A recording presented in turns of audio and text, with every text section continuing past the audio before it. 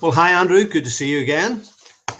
Greetings from sunny Belfast, I'm glad to say. And we have a packed list of questions for you today. And welcome to all those who are joining the webinar.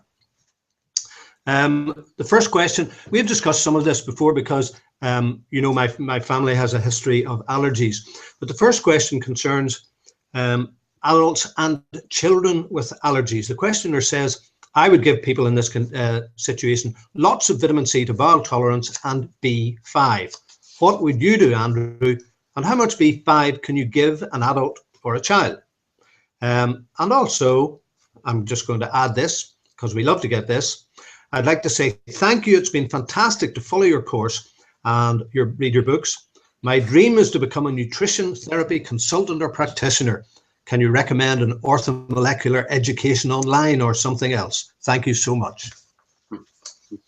All right, that's a very good way to start. And we'll start by welcoming everyone, and I hope you've had less snow than we have. Yesterday, I spent about 4 hours clearing snow off the roof and the driveway and the walks and all that. So if you're enjoying good weather, you just be thankful. And if you ever want to move to upstate New York, bring your skis and have your sanity checked before you make the trip.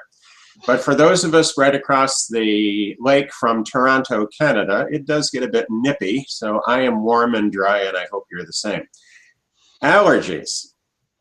The question was, the questioner said, I would give them lots of vitamin C to bowel tolerance and vitamin B5. Vitamin B5 is more commonly known as pantothenic acid. Now, interesting thing about pantothenic acid is the reason it's called pantothenic acid is because it's in everything.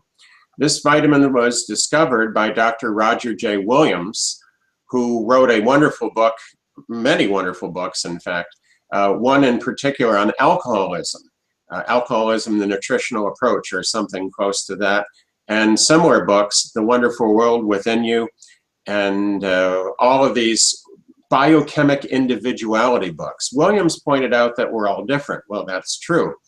But what isn't normally appreciated is that if we're all different, we have different nutritional needs. That's why the RDA is so far off. After all, have you ever bought one-size-fits-all underwear? If you have, the odds of it fitting you are not great. And whoever would buy one-size-fits-all dress shoes? Just can't be done. Well, to say that our nutritional needs are different is pretty obvious, but to apply this is not so obvious. People that have allergies usually need a lot more vitamin C, and bowel tolerance is the therapeutic marker of oral vitamin C dosing, assuming that you're dividing the dose and it isn't because there's something else going on. Sometimes people are allergic to things that really do cause allergies, like putting type A blood in a type B body. That'll kill you. So in some senses, allergies are very real and are not treatable. And then there are things that look like allergies that go away when people stop consuming junk food. I know one lady, I think I made mention of this in a previous webinar, who noted that if she took a lot of vitamin C, she did not have allergies to hay. But when she drank beer, that amount of vitamin C no longer protected her, and she had to either take more C or drink less beer. Keep in mind that bowel tolerance varies from person to person and also from you on a given day or week or situation. When you're sick, your bowel tolerance level can be expected to be very high. When you're well, your bowel tolerance level can be expected to be very low. And the difference can be really amazing. I have also mentioned, but it's worth saying again, that when I've been very sick, I've taken well over 100,000 milligrams a day of vitamin C. Normally, I take about 18,000 milligrams of C. So we're looking at a factor of about 8 or 9. And in some cases, the difference could be greater than that. So for a child with an allergy, I guess I would open by giving them more C, but I would also find out, well, what's provoking this? Is it an allergy to bee stings or insect bites, in which case that might require more than just vitamin C. A bee sting allergy is very dangerous, and children that have these, and I've had them in my care when I've worked as an educator, you have to make sure they have their little kit with them in case they are stung by a bee. You've got to get that first aid to them right away. I also know people that have had bee sting allergies, in this case, an adult with a bee sting allergy, who on his own, unknown to me, got to saturation of vitamin C and never needed his kit. He took 25,000 milligrams of C in the first hour and 100,000 milligrams of vitamin C by the end of the day. We're talking maybe 6-7 hours later. He couldn't even see where the bee had stung him. There was no lump, there was no swelling, there was no congestion, there was no breathing issue. He just didn't have any problem at all. Vitamin C is that good, an antitoxin and antihistamine. But with children, you don't want to take any chances. So find out exactly what the allergies are. If doctors give you prescriptions, read up on those prescriptions. Are they antihistamines? Do they reduce inflammation? What do they do? If they're simply antihistamines or something that's an anti-inflammatory, vitamin C might be able to be substituted for that. The way to do this intelligently is to gradually increase the vitamin C, gradually decrease the medication, keep your doctor informed, and report in and see how you're doing. I'm not sure you need pantothenic acid supplements very much because, again, pantothenic acid means it's found in everything. The simplest example of that in English would be pantheism, the idea that God is in everything. So pantothenic acid is found in pretty much all foods. Maybe not enough. People that take extra B-complex vitamins are going to get pantothenic acid there. How much can you give? I don't know of an overdose level of pantothenic acid. It's pretty safe. I also think that it's not one that you have to worry about taking huge amounts of. Maybe that's why the issue never comes up. Thank you for the kind words. Appreciate the compliment. If you want to become a nutrition therapy consultant or practitioner, online education is a tempting thought, but I really don't think that's going to accomplish your goal. There have been a number of online schools that are actually pretty good. There are some that are not very good at all. They tend to come and go. One of the reasons is they have trouble maintaining a student base if they are not accredited. Now, if you're in the United States, accredited means regionally accredited by an accrediting organization designated by the U.S. Department of Education. You also have independent accrediting agencies. And some of these are just created by people that want to get accredited. So they create an organization to accredit their school. Or they're part of a mutual admiration society of similar schools that could not get regional accreditation, but create their own, so it looks like they are accredited. This is tricky. I am not saying that you have to have an accredited education to learn something. You most certainly do not. But if you want to get a job, if you want to be hired by a hospital or a nursing home or a physician as a nutrition therapy consultant, you probably would be asked where you went to school and did you have actual physical residential study and did you have internships or externships, whatever they want to call them, where you learned by doing under guidance as well as were taught in person on a regular formal basis in class. If you want to practice as a nutrition therapy consultant, in many cases, in many states and in many countries, you can do that without any formal education whatsoever. Be careful, don't call yourself a dietitian because dietitian implies registered dietitian, which is a credential license degree. It would also be a mistake to hold yourself out as rendering medical advice. But if you're actually talking to people about how they can eat better, and you do that in good faith, and you also are knowledgeable about what you're doing, you wouldn't necessarily have to go to a formal school to help people. But look into this, starting with where you live.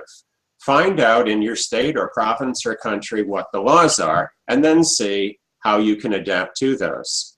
Online education, again, is not where I would recommend you go. It's not that you won't learn anything, it's that you won't be respected for the education that you have learned the things from.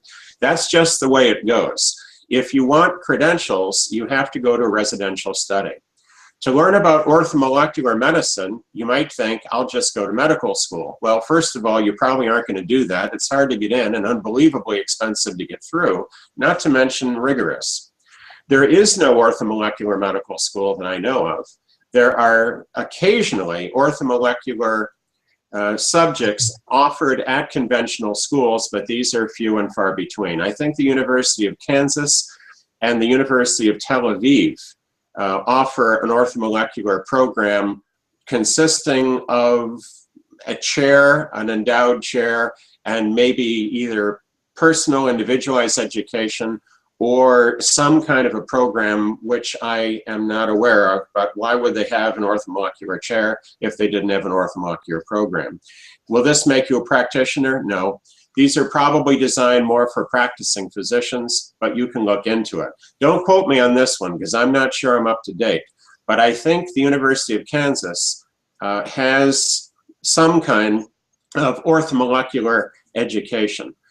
The other thing you can do is you can go to the Orthomolecular Medicine Today conference, which in this year, 2016, will be in Vancouver, British Columbia. You will learn a great deal going to the Orthomolecular Medicine Today conference. It's not particularly expensive, especially considering the amount of education you will get there. I think the entire 3-day conference is about $550, and that includes many of the meals and all of the sessions. I've been to a number of these. The Orthomolecular Medicine Today conference is put out by the Journal of Orthomolecular Medicine and the International Schizophrenia Foundation and the Canadian Society of Orthomolecular Medicine. They're easy to find on the internet, and the conference again is called Orthomolecular Medicine Today. The next one I think is at the end of April, coming up very soon. Additionally, you can just read a lot. The best book I would recommend to get you started is Orthomolecular Medicine for Everyone. This is by Dr. Abram Hoffer and myself, and I think it's the best introduction to the subject. And for under $20, you're going to be able to get a really good idea of what orthomolecular medicine is.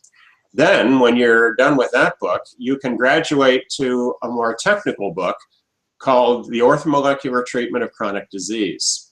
This is an 800-page double-column textbook. It weighs 4.5 pounds. Makes a wonderful thud when you put it on your doctor's desk right after the doctor says, "I've never seen evidence that vitamins cure disease."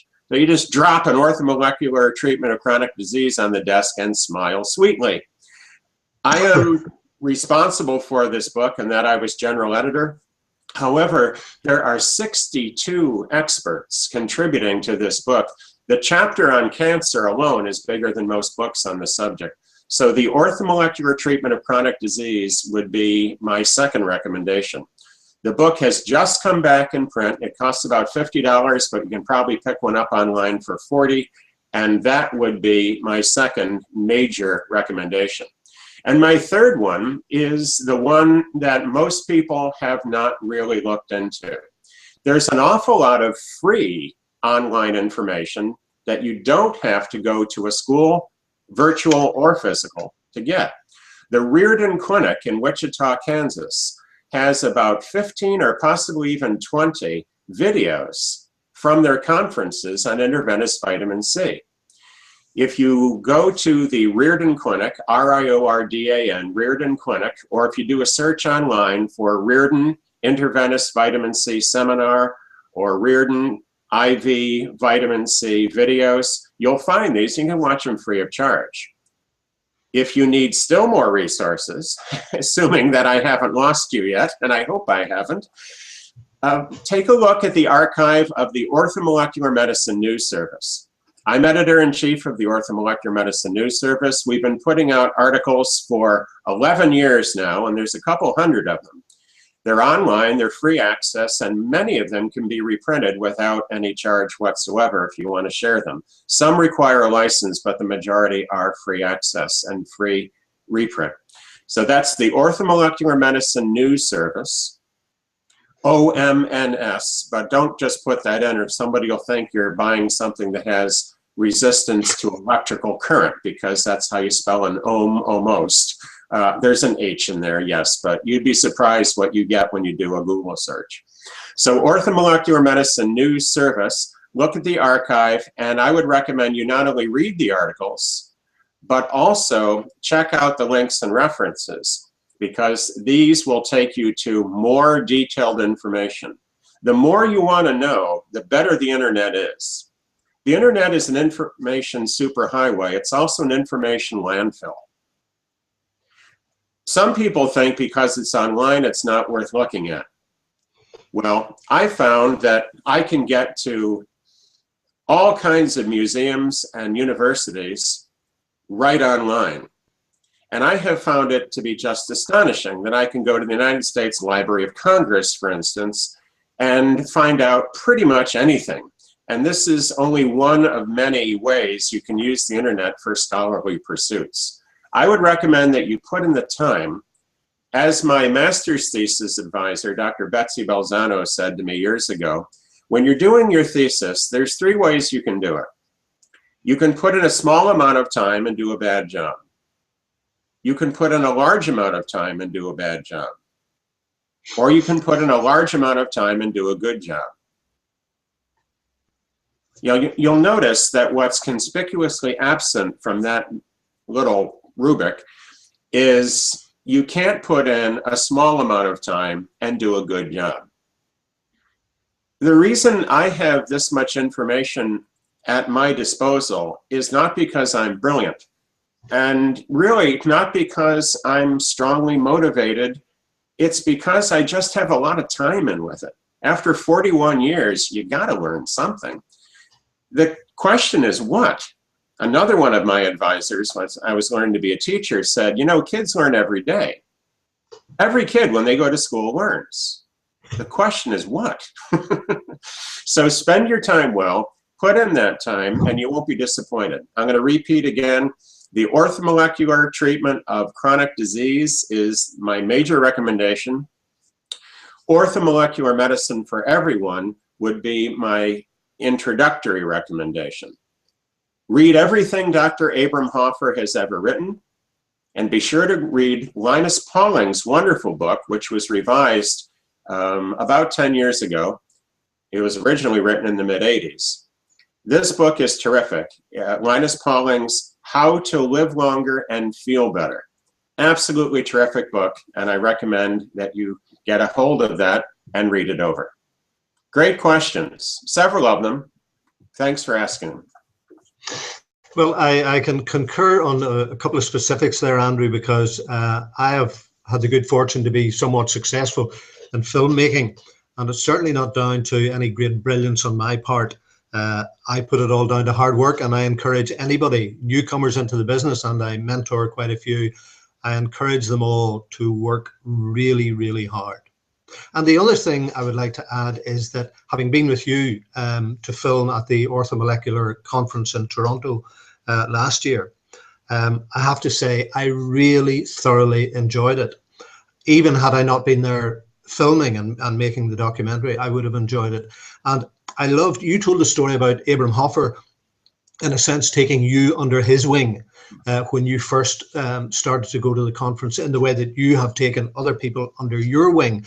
And I just have to say, I found all the participants really lovely, good, strong people who were most accommodating, welcoming. And there's an air of informality too that I think anyone would enjoy if they have the opportunity to go there. So I'm going to jump down, Andrew, to another vitamin C question, because we started off with vitamin C and then come back to niacin, which is another big one. And the next questioner says, regarding vitamin C, I tend towards loose stools, so I can't take much vitamin C. Should I simply take what I can and frequently? I can't imagine I don't need a lot of vitamin C. I had a heart valve replaced 26 years ago and I'm an active cyclist and runner. So what would be your recommendation there? Well, I think we should start with what you've already figured out. If you can't take a lot of C because of loose stool, then don't. However, maybe the loose stool is due to something else. If you notice definitely that when you take any appreciable amount of vitamin C that your stool gets looser, then we probably could say that for you is more vitamin C than you want at this particular time. Now, if you had a cold or in other ways you were fighting an infection, maybe your need would go up. Maybe you'd see that happen. But the other possibility, and it's a big one, not everything revolves around vitamin C, folks. I mean, I know that it sort of seems that way. Vitamin C was Linus Pauling's favorite molecule, as Dr. Hoffer said. Abram Hoffer's favorite molecule was niacin. But there's much more to this than just supplements, and there's certainly much more to it than just vitamin C or niacin. The reason I focus on those two is because most people are so confused about them.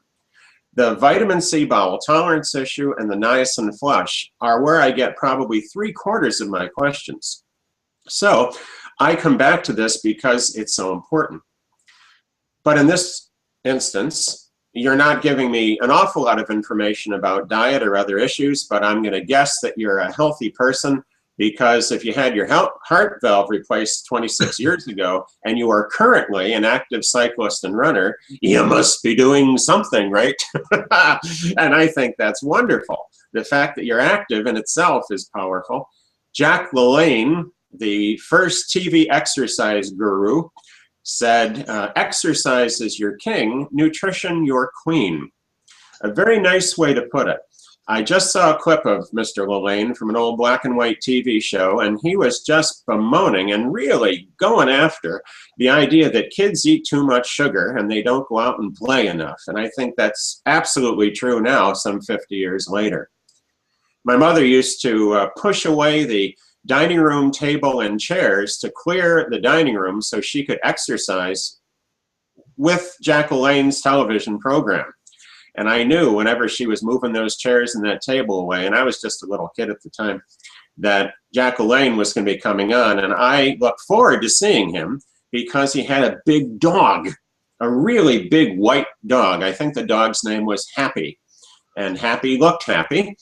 And I liked to watch for the dog. My mother watched because she wanted to exercise at home, like millions of men and women did then and still do, with motivation by other wonderful exercise advocates.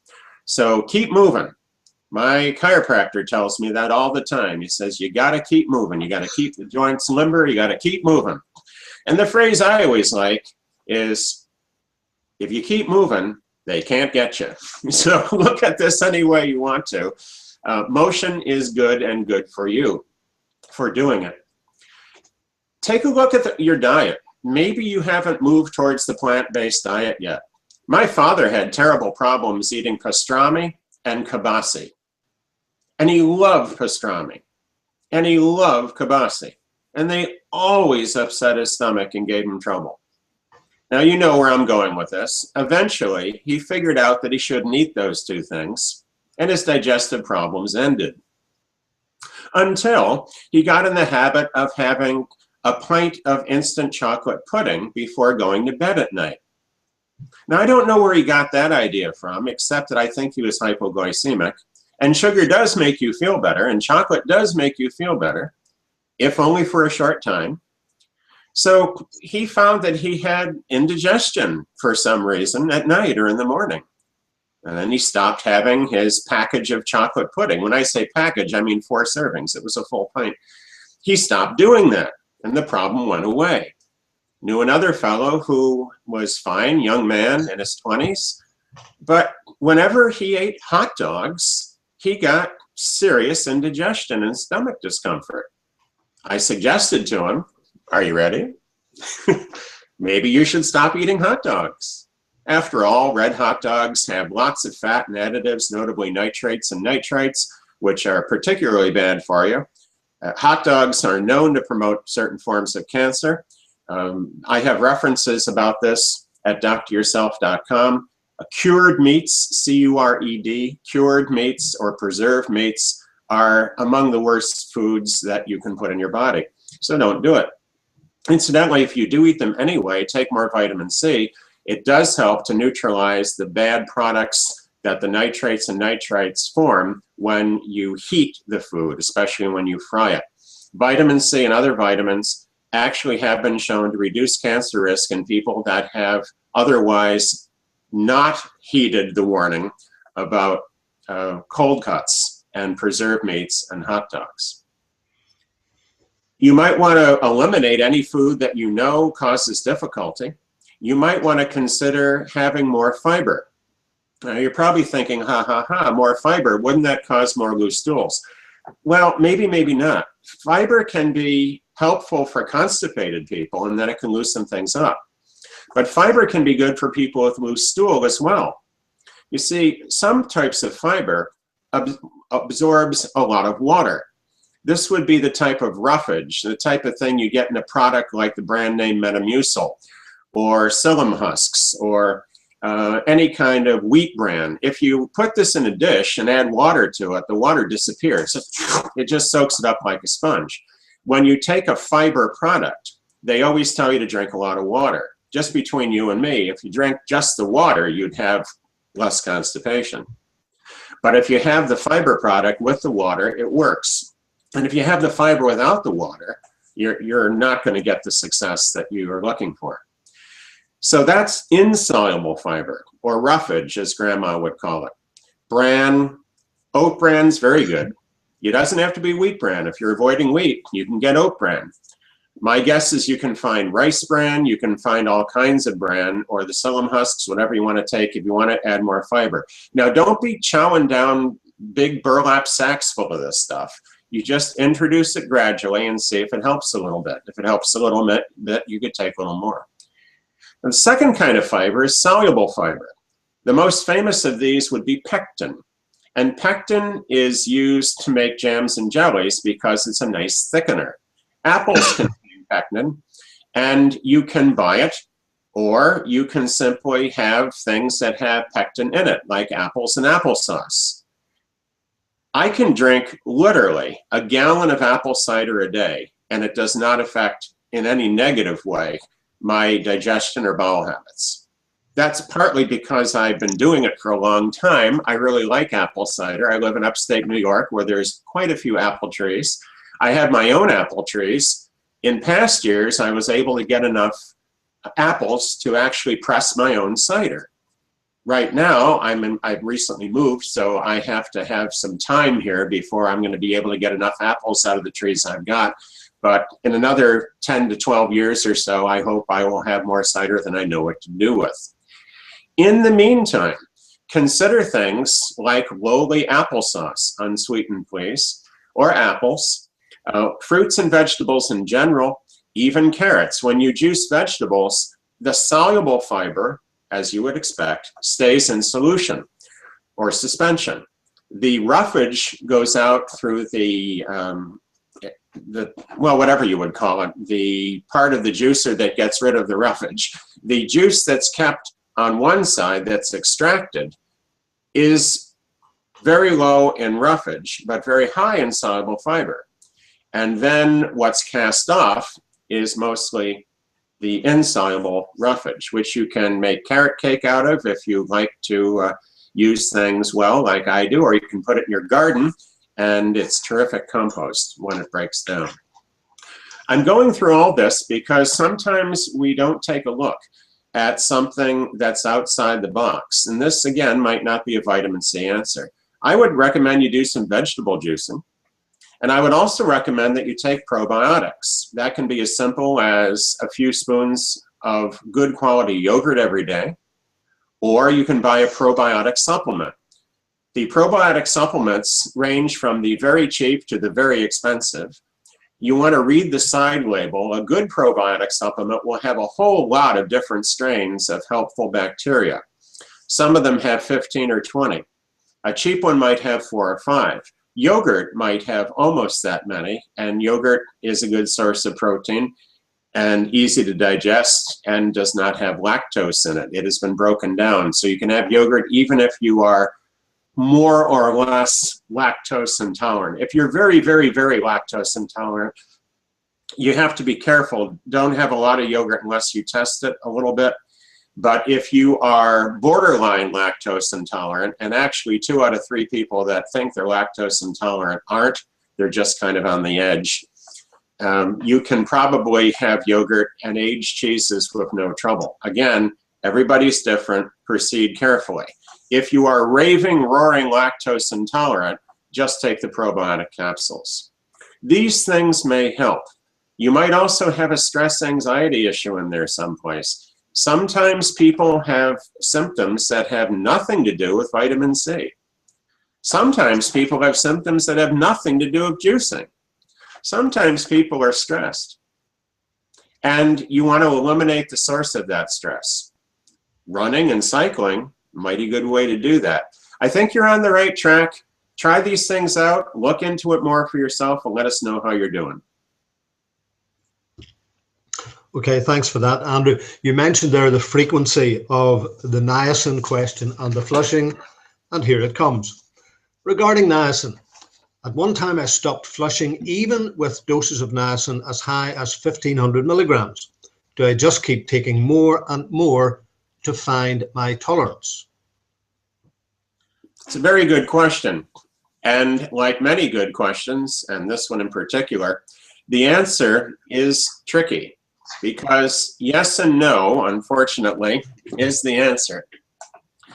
Dr. Hoffer would typically give people 1,000 milligrams of niacin 3 times a day for a total daily dose of 3,000 if they were psychotic or schizophrenic or had what is often diagnosed as bipolar disorder, or they had schizoaffective disorder, or if they were depressed, or if they had anxiety. His standard prescription was 1,000 milligrams 3 times a day. You say 1,500 milligrams. I'm not sure that's one dose or whether you're taking 1,500 total through the day and breaking it down into, say, 3 500s. But either way, if you are not flushing, it may indicate that you need more, but it also might indicate that everything's fine. And this is where it sounds really convoluted. At one time you said you stopped flushing, so I'm going to assume that you were. If you were flushing and then you stopped, that's what Dr. Hoffer said would happen. If you started taking, say, 1,000 milligrams or 1,500 milligrams of niacin a day or more, or even less, you're going to flush.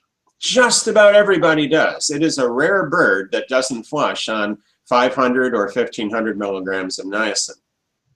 So you were flushing, and then you stopped flushing even with doses of 1,500 milligrams. That's exactly what Dr. Hoffer said would happen. Abram would tell people, when you first start taking niacin, you're going to flush like crazy for a week, probably 2 weeks. You're really going to have a lot of flushing. But if you keep taking the high dose of niacin, the flushing will go away. You have experienced that. The second possibility is that your circumstances have changed, and maybe you need more niacin because you're dealing with a lot of stress or some other issue. The way you would know that more niacin is better is that you would take more niacin and have good results. Let's say you were trying to lower your cholesterol. You were trying to lower your LDL and raise your HDL and lower your triglycerides. And niacin does this, particularly raising the HDL and lowering triglycerides. You may find that if you take more niacin, you do a better job, but you're going to have to get tested and find out what your current levels are. Maybe everything's fine. If everything's fine, take as little niacin as possible. I don't want you to take a lot of niacin unless you need a lot of niacin. I want you to be healthy and happy. Niacin is just a way of doing it. So you take the smallest amount that gives you the best result. It's not a contest. It's not, I can take more niacin than you can, Bowie. Or, look at how much C I took, Martha. My golly, the toilet's still in one piece, but I don't know how it's possible. No, it's not like that. It's funny to talk about it, but we have to back away from the drama here. This is not Jerry Springer. This is not one of those things where you're trying to bring forward a crisis every minute to keep people interested. The idea is to get on with your life. This isn't about vitamins. This is about you being healthy. So take the amount of niacin that works for you. I think what you're describing is just what Dr. Hoffer said would happen. If you're doing well, if your tests are good, if you're feeling well, I would say stay where you are. If for any reason you have to change, you know you can get tested, you know you can adjust the dose, and you know that the more you read, the better off you're going to be. Homework? Well, I have to say, Dr. Hoffer's in my book, Niacin, the Real Story, would be very helpful to you because it will go into a lot more detail than we can in the venue that we have right now. So Niacin, the Real Story would be my recommendation. Incidentally, that was Dr. Hoffer's last book, and I think it's very accessible information and will help you a good deal. Well, I can't recall, Andrew, if I told you this, but Northern Ireland has one of the highest suicide rates in Europe. And a statistic was confirmed in recent weeks that Northern Ireland has the highest prescription rate for antidepressant drugs in Europe. I had the good fortune to be invited into one of the major radio shows in Northern Ireland just during this week to talk about the making of That Vitamin Movie. And no sooner had the interview started than the host started to receive texts and email messages from listeners. And straight away, it came up again and again and again about niacin and depression. And our next question is from someone who's very interested in the benefits of niacin, having heard you speak of it. And they have suffered depression for many years and have been on antidepressants. Now, the questioner says, I read somewhere that niacin supplementation increases insulin resistance because it hinders the ability of insulin to spread glucose synthesis, and its increase in blood glucose levels and leads to lowered insulin sensitivity over time. So the question is, what exactly does all this mean, and is it true? The questioner has also read that too much niacin can cause liver damage, stomach ulcers, muscle damage, and can interact with medicines like drugs for diabetics, which is concerning because the questioner says her husband has diabetes and does take medication. So is it okay for him to take niacin? Okay, you have the record for putting the most questions into one question. Congratulations. That's a lot of good stuff in there. First of all, you have to consider the source where you go to find out what you're learning about niacin. Mark Twain put it very nicely. He said, it's not that what we don't know that harms us, it's what we do know that ain't so. And when you go to a lot of these sites on the internet, you're going to find the most amazing things. And again, it's the information landfill. Now, my father, who was almost as witty as Mark Twain on a good day, said to me, when you really want to know something, Andrew, go to the organ grinder, not the monkey. He said, go to the top person, the one that really knows what they're talking about. And in my opinion, the top person who really knows what they're talking about in terms of niacin is Dr. Abram Hoffer, MD, PhD. The PhD was in serial biochemistry, which is another way for water-soluble vitamins. And his MD qualified him also as a board-certified psychiatrist and director of research. What a wonderful combination. He knows all about vitamins and knows all about psychiatry. Plus, he had 55 years studying it and practicing it successfully, famously, wrote all kinds of books, and still found time to mentor me. Now, there's a nice fellow. And the one thing I learned from listening to Dr. Hoffer is that niacin needs to be used correctly. Just like Dr. Hoffer's colleague, William Parsons at the Mayo Clinic said, you have to understand niacin in order to use it. So my very short answer to your question is, read Dr. Hoffer's books because that will give you the long answer you deserve. That includes Orthomolecular Medicine for Everyone and Niacin, the Real Story, but also a bunch of other books that Dr. Hoffer wrote over the years. Just pick one, you can't go wrong. He's the organ grinder, I'm the monkey. So that's my first disclaimer. Let's go to Dr. Hoffer. Now for a digest or a summary of what Dr. Hoffer would tell you if he were here to do so. The first thing he would say is, maybe it's a chicken or the egg argument. Maybe your depression got you on the antidepressants. But I think, and Dr. Hoffer I think would agree, that your antidepressants might have actually caused your depression. Everybody gets depressed. We all get depressed. The question is, will taking an antidepressant keep you depressed forever? Whereas just working through it might not. Take grief, for example. When a loved one dies, you're gonna be depressed. Of course you're depressed. It's miserable, it's awful. Will Prozac or Paxil or one of the other drugs du jour help you through that time?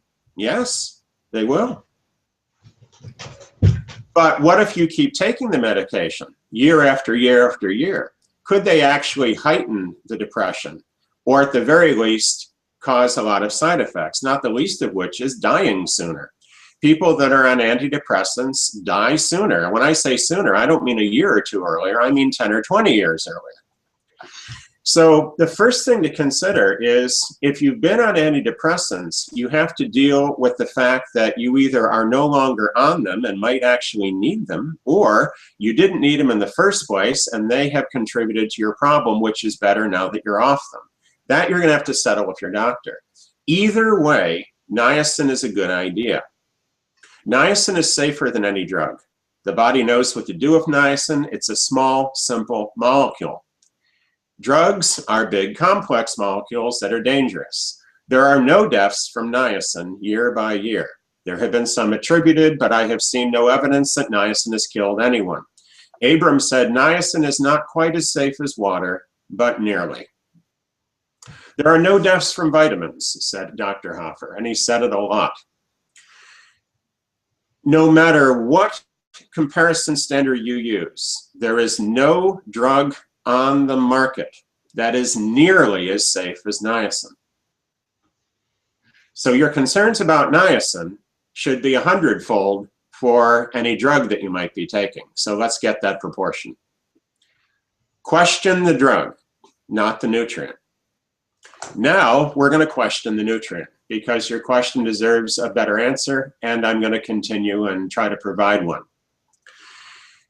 Sometimes people find when they take niacin, they have changes in their blood sugar. It is possible that niacin could increase insulin resistance, but it doesn't do it as a general rule. A lot of people have been taking niacin. Dr. Hoffer worked with thousands of them for half a century. He was not seeing this problem except very rarely. Some people that have high blood sugar find it goes down when they take niacin. Some people with low blood sugar find it goes up when they take niacin. Some people with normal blood sugar will find that it will go up or down. I don't know what's going to happen. You're going to have to be tested. You want to know what niacin will do to your blood sugar? I suppose the only way is to take some niacin intelligently and gradually and sensibly and have your blood test done. I've been taking an outhouse full of niacin for a really long time. My blood sugar is just hunky-dory. In fact, it's better than it used to be. Before I took niacin, I had more variation in my blood sugar and the symptoms to go with it, borderline or reactive hypoglycemia, all kinds of stuff.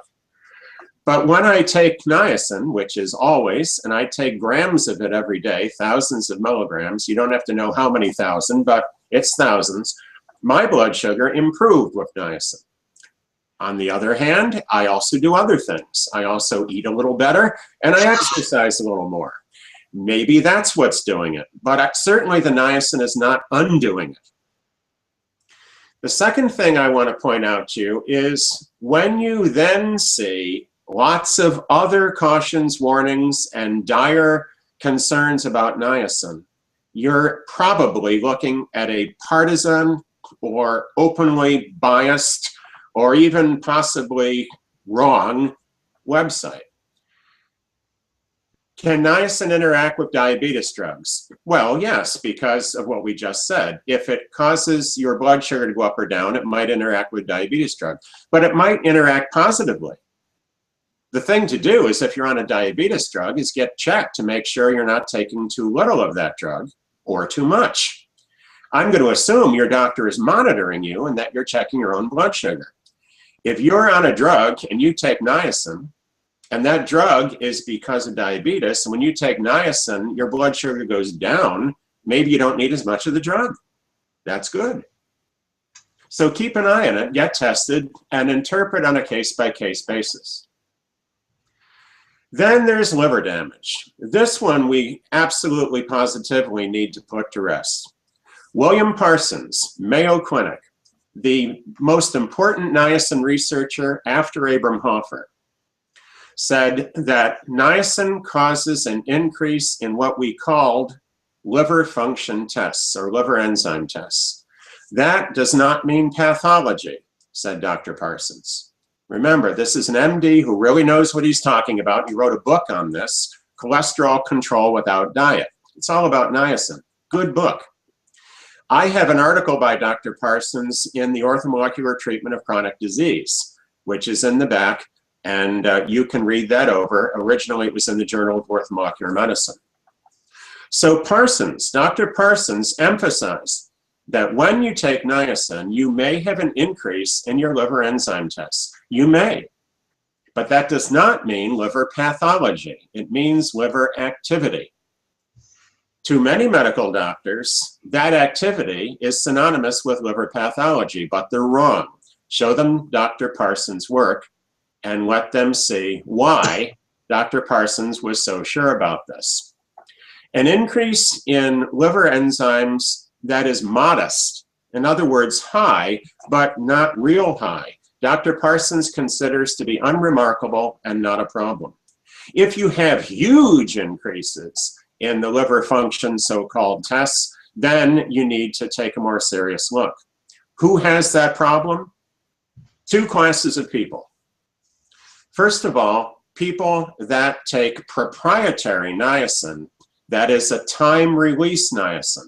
They are much more likely to have side effects and increase in these liver tests. So I say don't use the proprietary. That means prescription, that means expensive, that means dangerous forms of sustained-release niacin. Don't do that. Most problems of niacin have been caused by sustained-release preparations. So stay away from it. The second thing, the second group of people that has trouble with this are people that are heavy drinkers. There is little difference between an alcoholic and a heavy drinker as far as the liver is concerned. With an alcoholic, we say, it's not their fault, they're sick. With a heavy drinker, we say, you dummy, you have no self-control, you drink too much. That is not what we're talking about. I've taught courses to have students become certified as alcoholism counselors, and I can tell you right now, as far as your liver is concerned, the morals don't enter into this at all. If you consume a fair amount of alcohol, you may have more than average increase in niacin triggered increase in liver function tests. That's hard to say, I'll try it again. If you consume a lot of alcohol, it's much more likely that you will see a rise in liver enzyme tests if you take more niacin. If you consume a whole lot of alcohol and then consume a whole lot of niacin, I think it's likely that your tests will go up quite high. But then you have to consider that Bill W., the co-founder of Alcoholics Anonymous, specifically recommended Dr. Hoffer levels of niacin to members of AA and doctors of AA. This means that niacin helps alcoholics, particularly those that are coming off or are off alcohol and suffer from alcoholic depression. I have seen no evidence whatsoever that niacin causes a stomach ulcer. The only possible way it might do that would be if a person had a really severe niacin flush and they already had some kind of problem with the stomach that the flush made worse, but I have not seen evidence of this. Send it to me if you can find it. My understanding is that niacin does not cause that problem. Remember, your stomach has a very strong acid in it. It's not quite, but almost as strong as battery acid. that is much more likely to cause trouble than nicotinic acid, which is the chemical name for niacin. Like vitamin C, niacin is a weak acid. Well, my go-to professor of organic chemistry, to whom I ask my questions about these things, has told me that adding a weak acid to a strong acid just does not cause much to happen whatsoever. The strong acid is going to be the concern, and your stomach acid is very strong. If you are troubled with ulcers, you need to look at taking more vitamin C, and here it comes, following the advice of Dr. Garnet Cheney, and drink 1 quart, that is 3 8-ounce glasses, just under a liter, of fresh raw cabbage juice every day. Dr. Cheney treated bleeding peptic ulcers, that bleeding stomach ulcers with actual holes or craters in the stomach, with cabbage juice. And you can use Savoy, you can use red, you can use green, you can use any kind of cabbage you want. You can juice broccoli leaves, you can juice cauliflower leaves. That's good if you grow your own broccoli like I do. You have all those leaves at the end of the season, you can juice them. Good for your tummy. Muscle damage. I have seen no evidence that niacin causes muscle damage. That sounds like a myth to me. You know what can cause muscle damage are statin drugs. So beware of anybody who tries to tell you categorically with repeated examples how dangerous a vitamin is. Something is amiss. Look into this and read the people that know niacin. Before you decide on what you read at a website, go to the organ grinder, not the monkey. Abram Hoffer, William Parsons Jr. Please take the time and read their books, and I think this will clear up this question better than I can. Okay, well, another B question, this time B12, and from a questioner who says his spouse is vegan and doesn't take any B complex, but whenever she gets her B12 tested, it's always way above normal range. So this gentleman wanted your view on whether or not this is normal. Should they be concerned? And by the way, her B12 observed value is 1598. The reference range is 211 to 946. I think that's really good. I am so pleased to see this because when I taught clinical nutrition, the textbooks always said, without exception, you know, you don't need vitamins unless you're a vegan. And they would go right after the vegans because they're not getting any B12. Whoa, forgetting that B12 is in any fermented food, and that doesn't mean just fermented dairy food, and that B12 is manufactured by beneficial bacteria in your colon, and that B12 is available in things like brewer's yeast, fermented soy products, and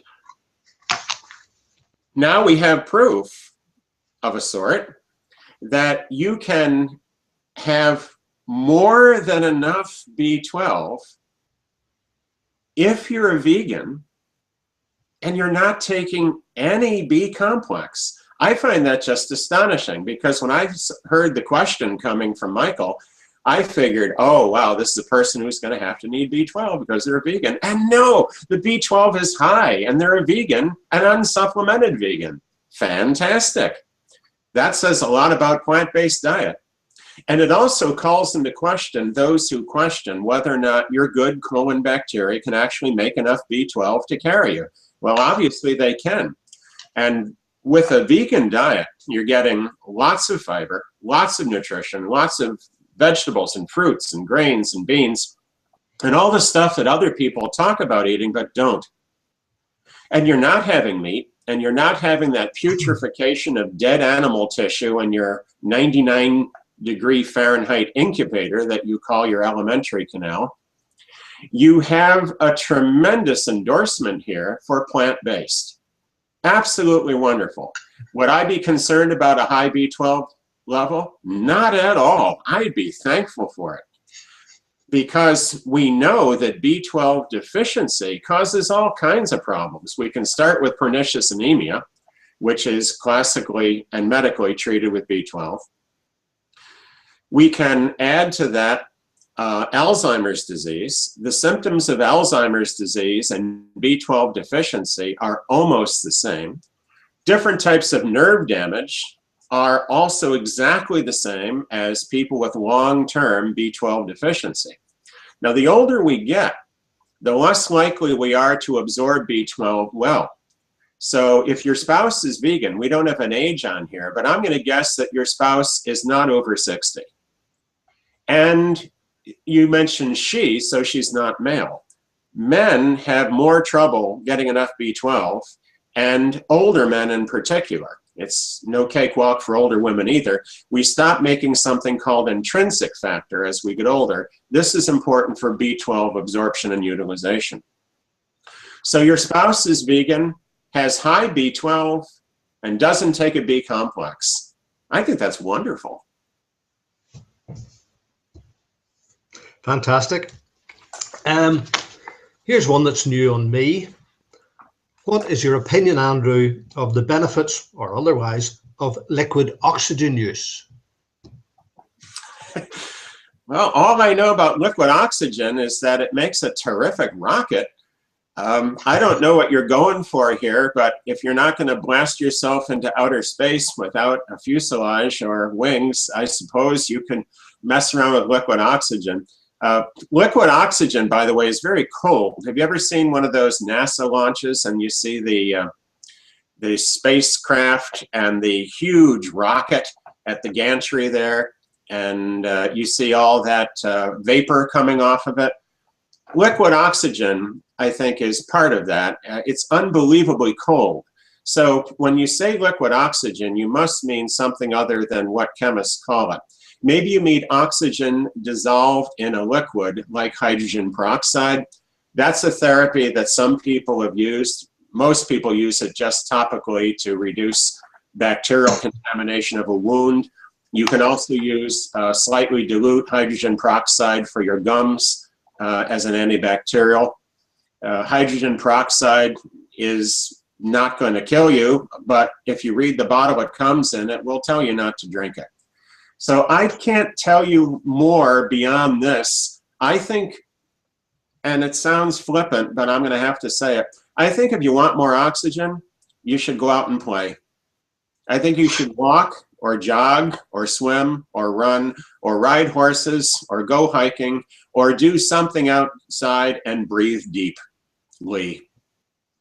Breathing deeply is something that's greatly underappreciated. One of my friends who I've known for years, who is a health professional, pointed out to me that I am breathing from my upper back too much. He said, don't breathe from your chest and upper chest. You hold too much tension in there. You don't get a deep enough breath. Breathe from your diaphragm, like they tell opera singers. Lord, you know, the diaphragmatic breathing. Go low and breathe from your belly. Belly breathing is a good thing. And if you really make a point to exercise and breathe, I think you're going to be filled right to the brim with plenty of oxygen. There are no doubt other uses here that I'm not aware of, but that would be my own personal viewpoint, and perhaps that will help a little bit. I really like the next question, Andrew. It says, thanks, Michael, for such a wonderful course. Okay, it says, thanks, Andrew and Michael, but I do appreciate the mention. This person's really enjoying it and benefiting from all you've said, Andrew, up until now. This is a good one about juicing, because it's a question that comes up again and again with friends and acquaintances of mine. Commercially grown, organic, what do you do? As far as juicing goes, is it okay to use commercially grown carrots to juice? Because this person is finding it very expensive to buy everything organic. Is it good to juice these carrots? And because presumably one is absorbing potentially pesticides and chemicals. And she, like I, or if it is a she, have heard you say, do your best. But this person would still like a little help, feeling a little confused. So what does this person do? All right. Charlotte Gerson, the daughter of Dr. Max Gerson, the originator of the Gerson therapy, which uses a lot of vegetable juice, insists that you use organic. It absolutely, positively has to be organic. Charlotte told me that commercial growers actually use carrot crops to clean the soil of all kinds of junk that might be accumulating into it. And that goes into the roots. And she's concerned about that. Well, who wouldn't be? So carrots that are grown in bad soil will almost certainly absorb stuff that made the soil bad. This is one of the problems that was publicized rather blatantly about rice. Organically grown brown rice in some regions in the United States was found to have relatively high levels of arsenic. Now, that's not a fault in organic gardening, and that's not a fault in rice. It's the fault in what happened 30, 40, 50, 60 years ago when crops and orchards were sprayed with arsenic. Now, I know that sounds wacky, but orchard farmers used to spray their apples and other fruits with arsenic to kill insects. Well, it worked. It's also very dangerous. If you have truly organically grown produce on good ground, it is much better than commercially grown stuff on not good ground.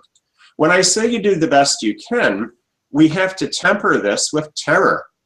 We must not get so afraid of having commercially grown carrots that might have some traces of pesticides in them that we stop eating carrots altogether, because that would really be a problem.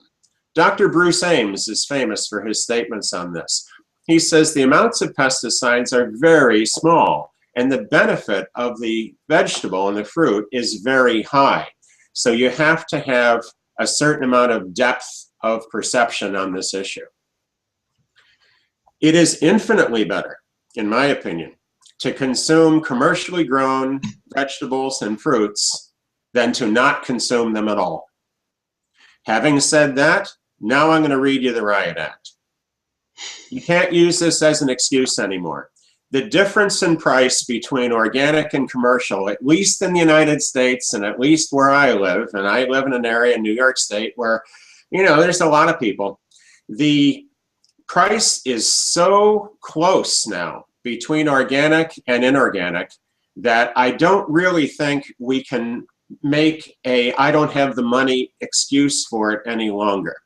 So I'm going to be a little bit acerbic here, a little bit abrasive, a little bit pontifical, and say buy organic. I spend $5 for 5 pounds of organic carrots. I think that's too darn much. But I've grown carrots, and I know how much work it is to come up with 5 pounds of carrots. It really takes a long time and a lot of care and a fair amount of property to get 5 pounds of carrots. And if I go through 5 pounds of carrots very often, my garden's just not going to produce it. I'm growing other stuff. I buy my carrots. So I'm paying $1 a pound for organic carrots. Well, I've seen the inorganic ones, the ones that are commercially grown, that are really not much less in price. Organic romaine lettuce, where I buy it, and it's a major supermarket chain, the organic romaine lettuce is almost the same price as the commercially grown organic. The price gap is closing, and it's closing because people are buying organic. And the more people that buy organic, the more stores are going to sell it. And the more they sell it, the greater the demand on the farmer. And that means farmers will produce more. And you might have learned about the plight of the farmer when you were in school. But the problem with farming is that the more you produce, the lower the price. That's good for the consumer. It's rotten for the farmer. Fortunately, with organic, farmers don't have to buy the pesticides. So they can actually come out ahead in the long run because they don't need the sprayers. They don't need the personnel. All they do is they have to get out there and compost and mulch and do all the other things that makes organic work. But they can actually come out ahead and save money. The chemical industries do not want you to know that organic produce actually will be cheaper if you keep buying it. So please keep buying it. If you just can't do this, if you're stuck, remember, fruits and veg from any source is better than none at all. Canned peaches are better than no peaches. Apple juice is better than no apple at all. And I know what I'm saying. Apple juice is highly refined and loaded with sugar. It's still better than mellow yellow. So yes, do the best you can and buy those organic veggies. One more thing, if you're kicking on the price, start a garden. That's what I do. And I grow so much zucchini and broccoli and lettuce. The neighbors go inside when they see me coming with my surplus because they're embarrassed. Here, want some more lettuce? No, thank you. I have enough from last time. Anybody, and I mean anybody, can grow lettuce. I don't mean head lettuce. The grubs and the slugs get in there. It's hard to do. But leaf lettuce is so easy. You can grow black-seeded Simpson, one of the oldest varieties of lettuce, and Monsanto probably will not get their claws on that one anytime soon. Black-seeded Simpson is so easy to grow. It's a leaf lettuce. It's just a little bit tart. But you can just get bushels of this stuff, plant it every week or two, and you're going to be up to your nose in lettuce. You can juice that, you can eat it. Same with broccoli. Broccoli seed is cheap. The moment the snow is fading, before it's gone, as soon as I can see the soil through the snow, I throw on my broccoli seed. That's how hardy it is. And then as the snow goes away, the broccoli comes up. The broccoli comes up, it's up 3 inches before the cutworms and other little buggies have a chance to attack it. That means I don't have to buy broccoli plants. It saves a fortune. I fill an entire 15 cubic foot freezer with leftover broccoli from my garden. You can do that too. Broccoli's expensive, not if you grow it. So get a garden growing, and you will find that you bring your food bills down. But buy organic, send the message to the marketplace, do yourself a favor, spring for the extra buck or so, or two. And yes, it is worth getting organic. And yes, it really is important. Well, a question now from someone who's actually looking for an orthomolecular or alternative medicine doctor at the moment, and recently went to see an applied kinesiologist who did a series of muscle tests. One thing I've been struggling to control is my hypothyroidism. The doctor mentioned something about adrenals, or the kinesiologist mentioned something about adrenals and gave me a supplement for adrenal support. When I got home and Googled what it was and where it comes from, I was grossed out. It comes from the adrenal glands of slaughtered cows. What do you think of this kind of supplement? And is there a more natural plant-based alternative to support your adrenals? Thank you.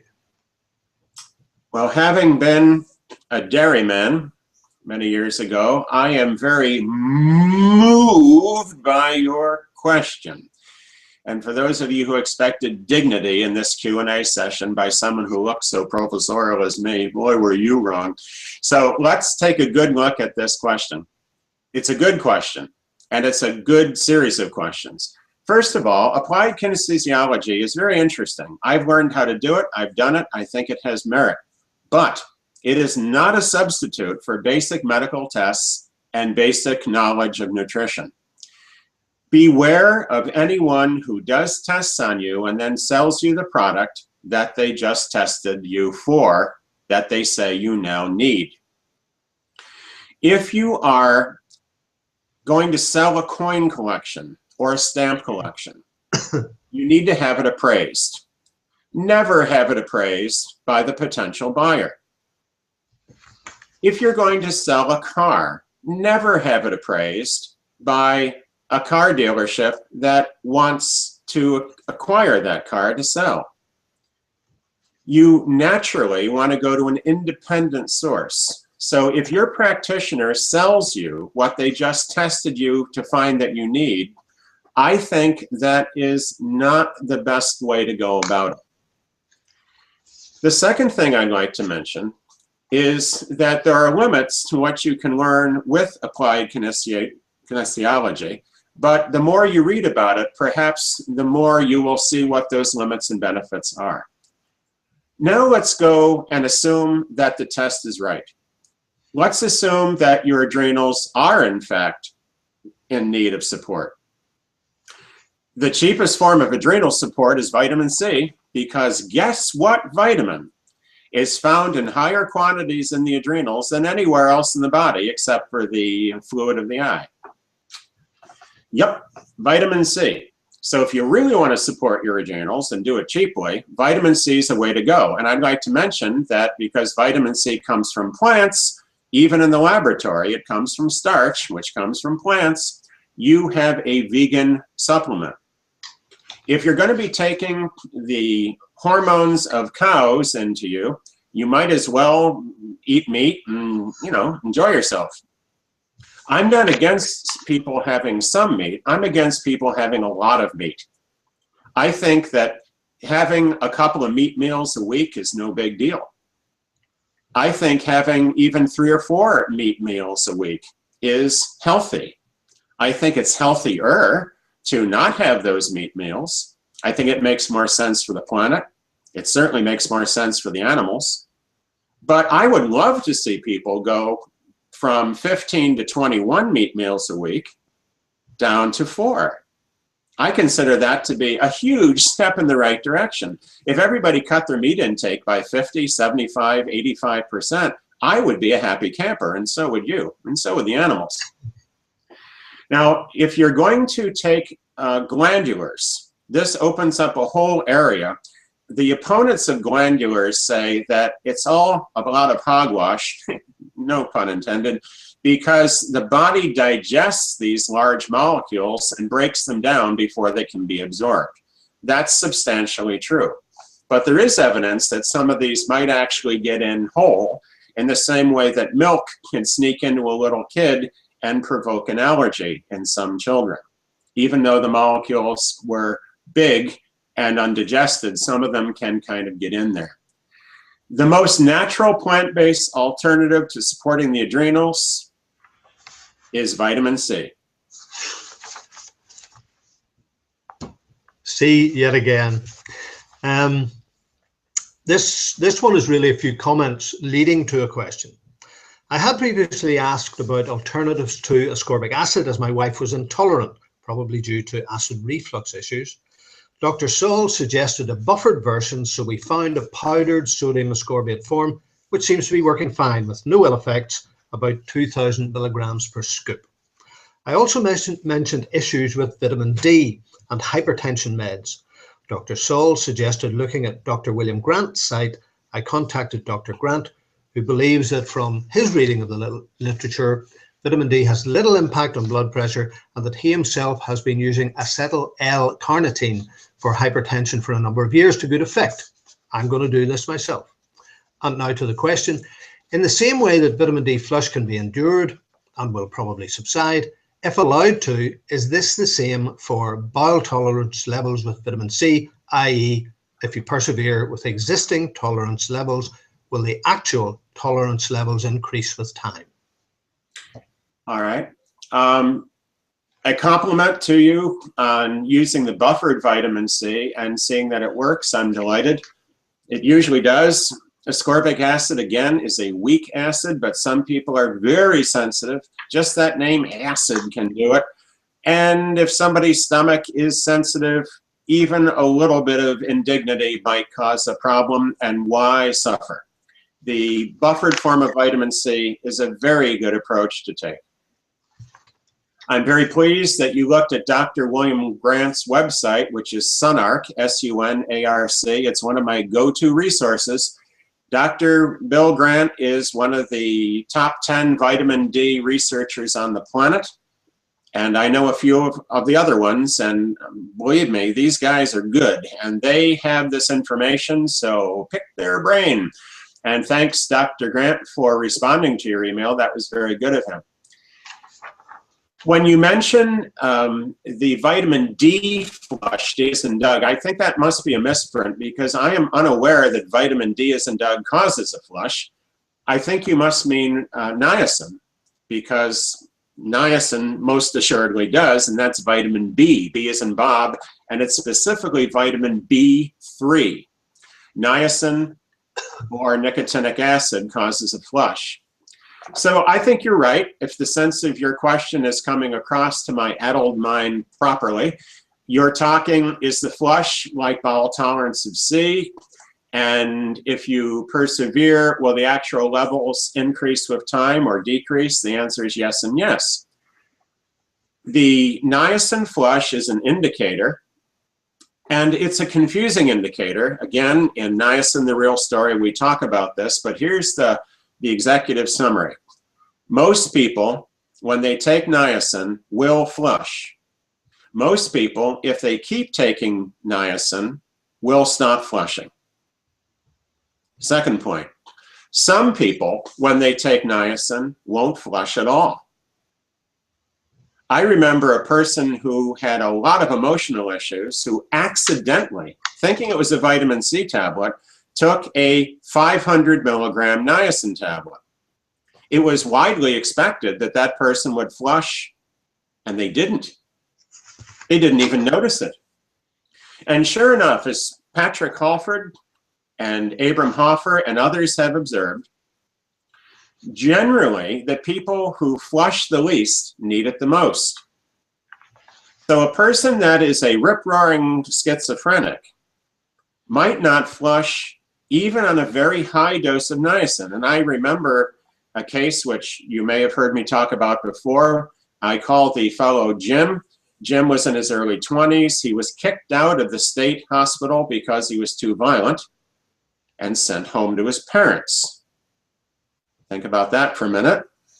His parents contacted me and wondered if niacin would help, and Dr. Hoffer's approach interested them. And I said, well, it can't hurt. And they said, no, it's pretty awful. This kid's going around punching holes in walls in the house and terrorizing them. And he walks around all night and has 1 hour of sleep and then walks around the whole night the next night. And it was awful. So it seemed to me, and it seemed to the parents, that niacin could not possibly hurt to try. The fellow took 3,000 milligrams of niacin a day. The first night he slept 18 hours. After that, he slept about 7 hours a night regularly. In a week, he came down for breakfast. His parents were at the table, and he looked at them and said, "Good morning." Now, this is what we call normal behavior. And he hadn't had it. And with niacin, he did.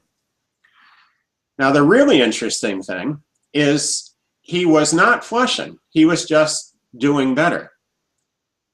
Eventually, like some people that are mentally disturbed, he stopped taking the niacin.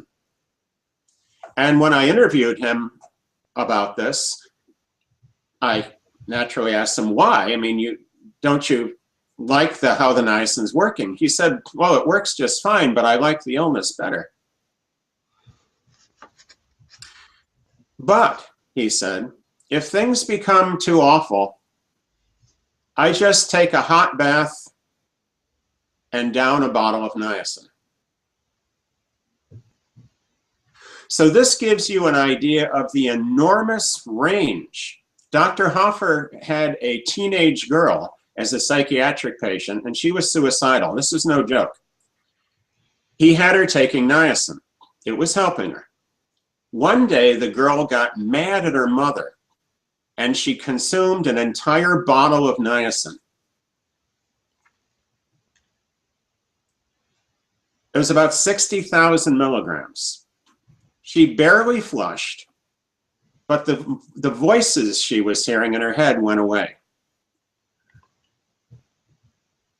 There was a movie called A Beautiful Mind.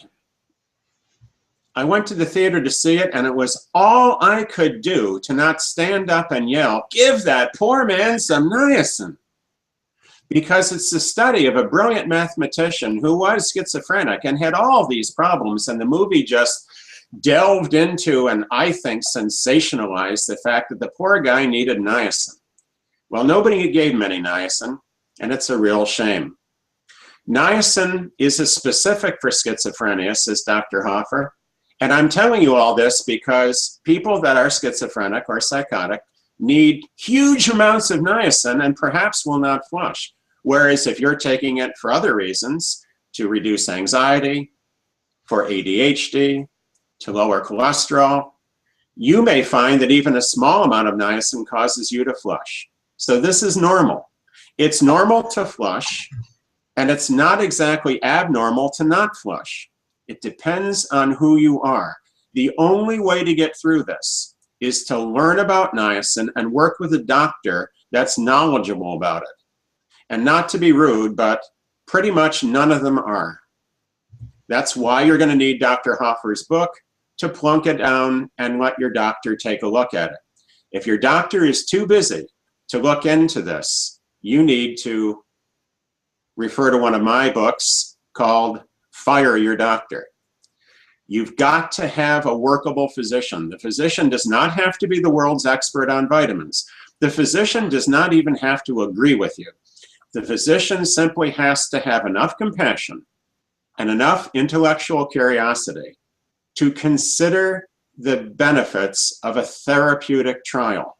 That's between you and your doctor. Have a therapeutic trial. In other words, try it out and keep an eye on what the results are. Long answer, but your question inspired me. Sometimes it don't take a lot to inspire you, Andrew. Ah, sure it is. I kissed the Blarney Stone before anyone else did. I've never done it, actually. What do you recommend for a person clinically diagnosed with Lyme disease, Babesia, and Bartonella, whatever they are? I've never heard of the other two. Lyme, I do. I had a tick on me for about 5 hours before removing it. Blood tests do not indicate Lyme, but the numbness, tingling, bone pain, etc. led to the clinical diagnosis by the Lyme literate MD. So what do you reckon, Andrew?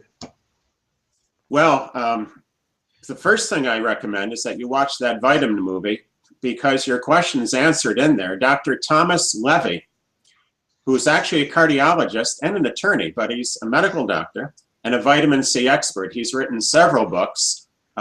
My personal favorite is Curing the Incurable, Vitamin C and Infectious Disease. It's a wonderful book. It has over 1,000 references. Tom Levy's done a tremendous service to medicine by bringing forward the work of Dr.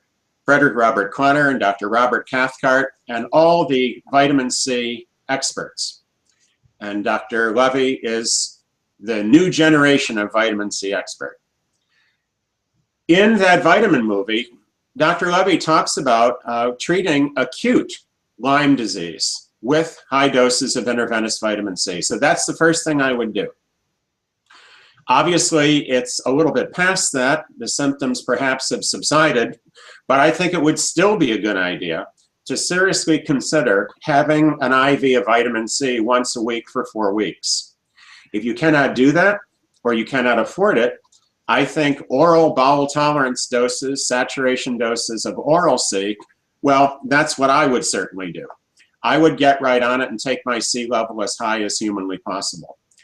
For the chronic symptoms of Lyme, I'm just not sure. I don't know if anybody's sure about that, but I have seen people benefit by taking huge doses of vitamin C, getting out their vegetable juicer, having lots of fresh raw vegetable juices, going plant-based, getting rid of junk food, and taking the B complex 3 times a day or 6 times if they really need to, and making absolutely sure that they are avoiding complicating factors like the side effects of over-the-counter drugs.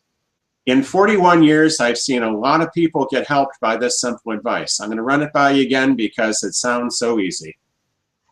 Vitamin C to saturation, B complex every meal, multivitamin every meal as well. Maybe the B complex between meals if you really want to divide it out, multi with the meal, B complex between. Lots of fresh raw vegetable juices, and by lots I mean several glasses a day, preferably 6, but certainly try for 3. And 3 is only 3/4 of a quart. You can do that. You really can. I can down twice that in one sitting. If you watch The Caritator bonus feature in this megavitamin course, you will see me in my black leather jacket and my Arnold Schwarzenegger glasses and the caretaker drinks a quart and a half of carrot juice right in front of you.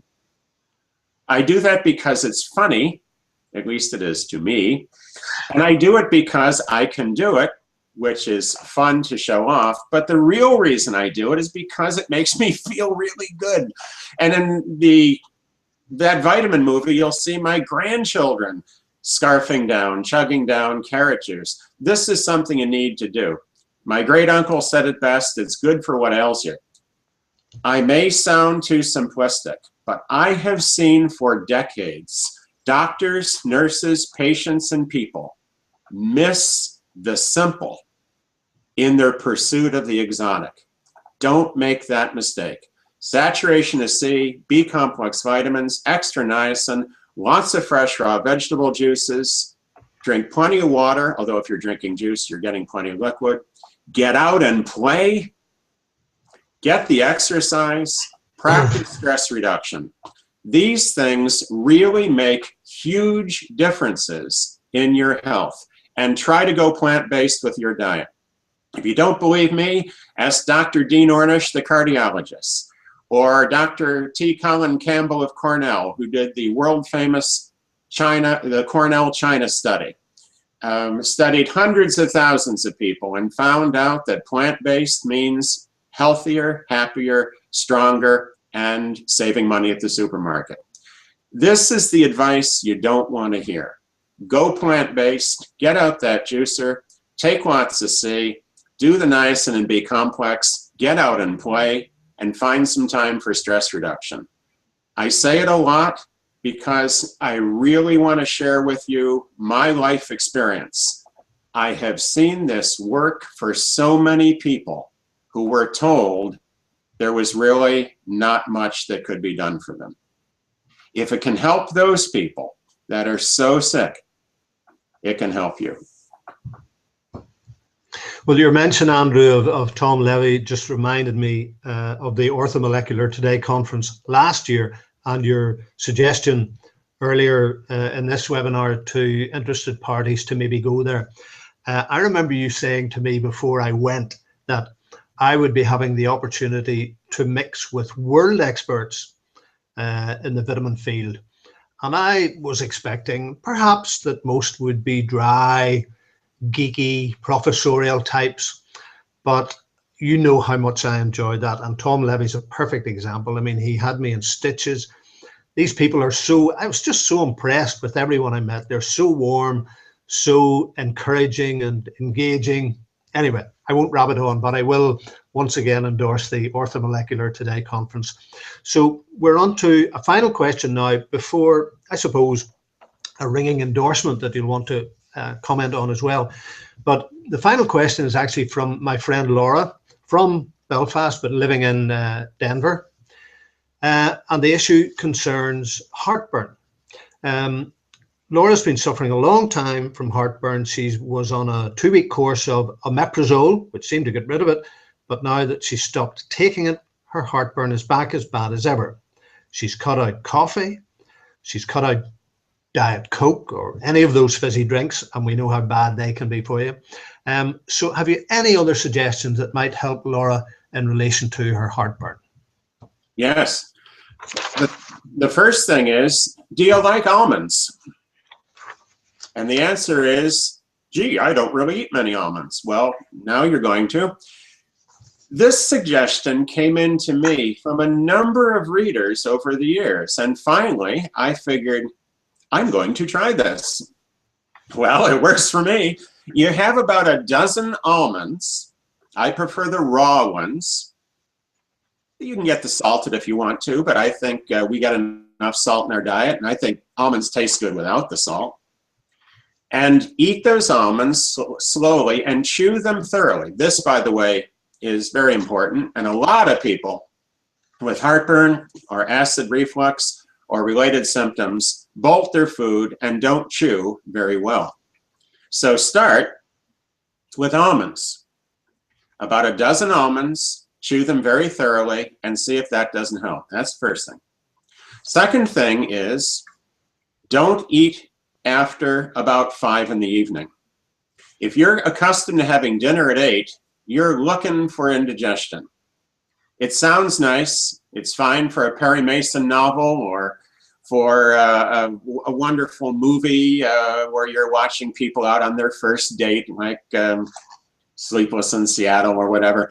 But you don't need to have the problem of eating late because your body doesn't digest as well and you're going to be lying down most of the night. And imagine how easy it is for that to just ooze back up your throat. You get the idea? So don't eat late. Try not to eat after 5 o'clock. And it's even better if you can have your big meal at breakfast and lunch, big meals at breakfast and lunch, and have a relatively light dinner. Next thing is try elevating your head. These problems are often worse at night. You can get a foam wedge or an extra pillow and you can just prop yourself up a little bit so if there is reflux, it doesn't go up as high. The next thing that you can do as an emergency measure is you can use sodium bicarbonate or buffered vitamin C to reduce the acidity. But I would prefer you didn't have to do that. I would prefer you got at the real cause of it. And I think the real cause is people don't chew their food well enough. My grandmother was big on this, and I found out decades later why she and my mother said, chew your food 32 times. And I wondered, why 32? That's an interesting number. And I found out about Fletcherism. There's a guy named Fletcher. He was not a physician, but he became incredibly famous.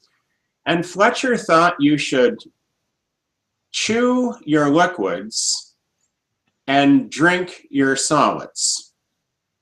In other words, if you were having a liquid, hold it in your mouth and kind of mush it around with saliva to improve digestion, which is arguably true.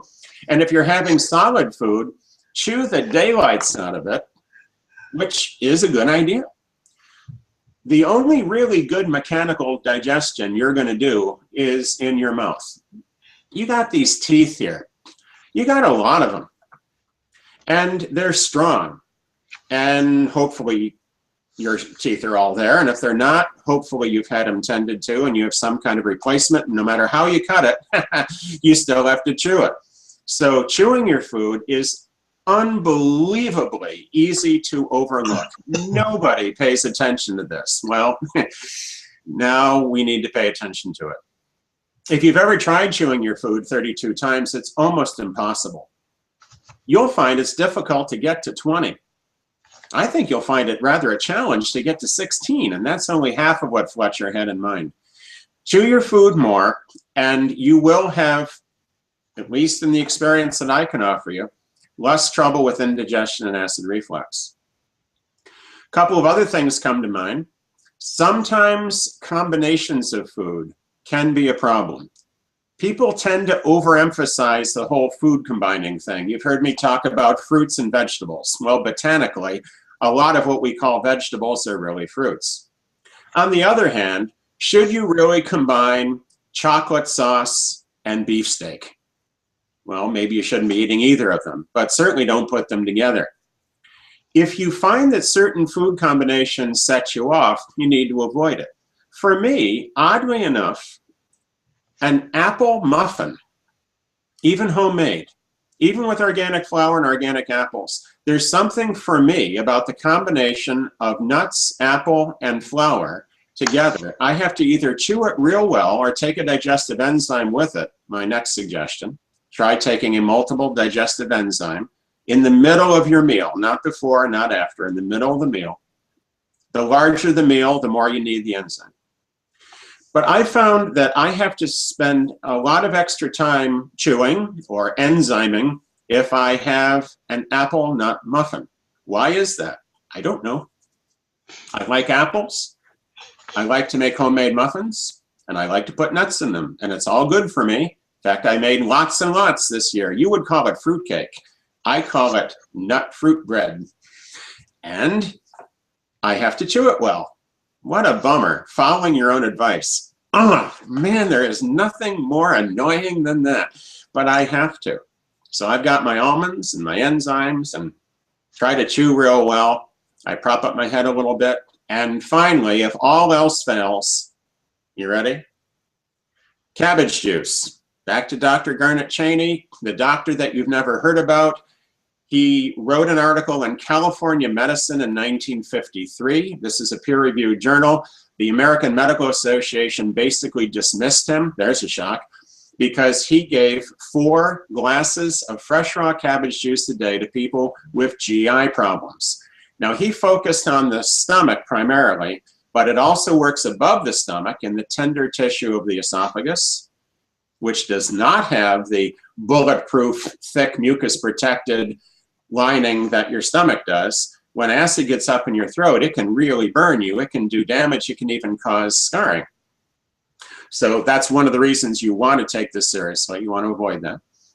Cabbage juice can heal that scarring. And below the stomach is the rest of your gastrointestinal tract, another 20 feet or so of small intestine and large intestine. And if you're a larger person, it could be 25 feet. So all of this real estate is healed and benefited by cabbage juice, which Cheney believed contains something called vitamin U.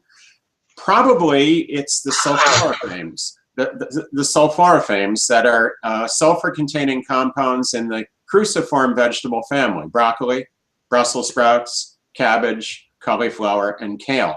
They're all good for you. They can all be juiced, they can all be eaten raw, and they can all be cooked. The point is, get them down somehow. But if you have a real problem with acid reflux, if you have a real problem with your stomach, cabbage juice is the preeminent medical cure for it. Cheney cured his patients in days, and the normal hospital time was weeks. He had patients out in half to 1/3 the time of a normal hospitalized patient.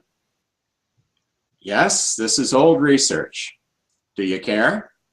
Has anything really happened to cabbage in the last 65 years? I doubt it. Are throats about the same? I would say after millions of years of evolution, cabbage and people have changed very little since Eisenhower was president. If it worked then, it'll work now. Nobody likes the taste of cabbage juice. Well, that's tough. If you need to make it taste better, you can add some fruit juice or fruit juice concentrate, or the old stalwart for making juice more palatable, apples. Put some apples in with your cabbage juice and you'll like it. Just between you and me and the lamppost, I would prefer to have the lousy juice in the smallest possible volume. So if I were doing it, and when I do it, I put the yucky juice in 1 glass, drink that down real fast, and then slowly sip my most favorite juice in the entire world. And there's many of them. Could be pineapple, fresh squeezed orange, cider, organic grape, tart cherry juice. Oh, love it. All of these juices just make me a happy camper. And I mentally tell myself, as if I were a child, and what I did tell my children when they're little, now drink your cabbage juice. You're not going to like it, but drink it real fast, and then you can have this. That is the best cure I know. And I hope these suggestions are some use to you. Michael, you have a compliment for us. I love a ringing endorsement. Okay, well, I'm sure Laura will really appreciate that. Now, I know you want to comment on this, but it's a lovely point on which to end this week. This course is almost over, and I'm so grateful for the ability to attend online. I've learned so much in addition to what this person has learned on dryourself.com. A comment on vitamin C. We use 1 gram doses for our 3-year-old who at times has adverse reactions to food. Yes, guilty. I like Nutella, and she tries to eat it at times. Because of what we've learned, we give her 1,000 milligrams of C to start if she begins to turn red or scratch. And usually after 2 or 3 doses, she's fine. We've been making changes as a family for the better, and I couldn't have instituted them as confidently with expecting results had it not been for all that you, Dr. Saul, and your team shares for free without bias. So thank you. And I will say that years ago, my older daughter was hospitalized as an infant, again, another bad case of eczema. And I recall a well-meaning ped, a mother of 2, asked if I considered giving her Benadryl since she only slept 2 to 4 hours at a time at night because she was itching so bad. I looked at her thinking, you want me to give my child a drug every night? And she got quiet. Thank you for educating others about the alternatives. You're changing the world one family at a time. Thank you very much for sharing the just beautiful comments. If this course can help you to learn more, we're doing it right. My mother told me years ago, she said a lot of smart things. One of them was, an education should make you want to learn more. And I think that really is a good place for us all to begin. I learn from the questions that come in. You keep me honest. You force me to look into these things and learn more and to recheck and to research and to talk with my colleagues and bring you the information in these courses. So you're keeping me honest, not an easy task.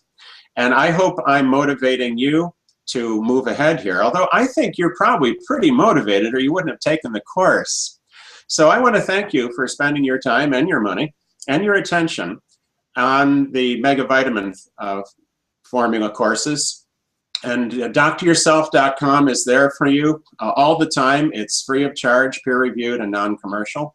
Remember, too, the Orthomolecular Medicine News Service is free and online. And the Journal of Orthomolecular Medicine has been digitized and is online. You can read any issue from 1967 to 2012, free. All of this information is out there. You have an opportunity in front of you to really make a difference for yourself. And by so doing, you're going to help the people around you. Will Rogers said, people are not persuaded by argument, but by example. And it was Dr. Albert Schweitzer, a physician and Nobel Prize winner, who said, not only is example the best way to teach, it is the only way to teach. This is your chance.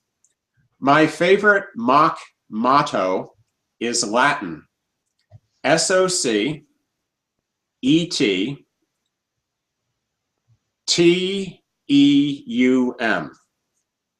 Now write that down. SOC, that's the first word. ET-TEUM.